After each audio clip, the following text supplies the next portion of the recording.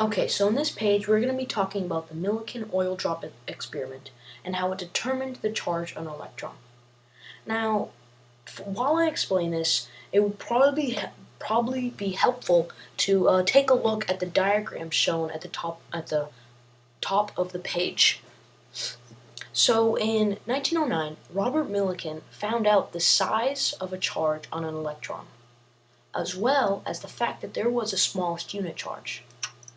Now, he was able to find out the charge of an electron by performing this ingenious experiment. So what he did is he put a charge on a small drop of oil. He then recorded how strong an electric field had to be to stop the oil drop from falling.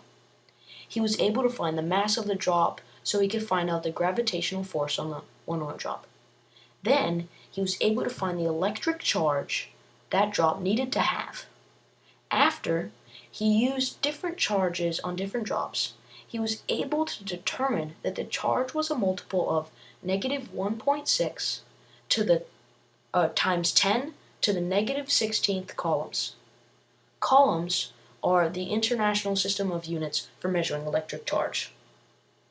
So it's basically just the measure of electric charge. So what this meant was that electrons were carrying the unit charge. So in the experiment, he used an apparatus that's shown in the diagram. Now, in this apparatus, he used an atomizer, which is a device that emits water or other liquids in a fine spray. So he sprayed a fine mist of oil drops into the chamber. Now, some of the oil drops fell through a hole in the upper part of the apparatus. He let the droplets fall up to a point when they reached terminal velocity, which is the maximum acceleration of something falling vertically towards Earth. He then used a microscope, which was part of the apparatus, which is what he used to measure the terminal velocity. And by using a special formula, Millikan was able to find out the mass of each oil drop. Afterwards, he put a charge on the falling oil droplets by using X-rays to irradiate the lower chamber. This made the air become ionized because the atoms in the air were converted into ions by removing one or more electrons. But because the air was ionized, electrons attached themselves to the oil drops. Since he had previously put a charge on the droplets, he then put a battery on the plates that were located above and below the lower chamber, allowing him to apply an electric voltage.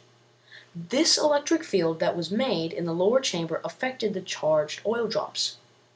If it was set to a certain voltage, then the electromagnetic force produced would balance the gravitational force on a drop, and then the drop would stay suspended in midair. So in this experiment, the electromagnetic force pushed the oil droplets up, and gravity is what pulled the droplets down. Millikan used this data to determine the charge on a single electron using the behavior of the oil drop. And, as I said earlier, he found that the charge on an electron was a multiple of negative 1.6 times 10 to the negative 16th power coulombs.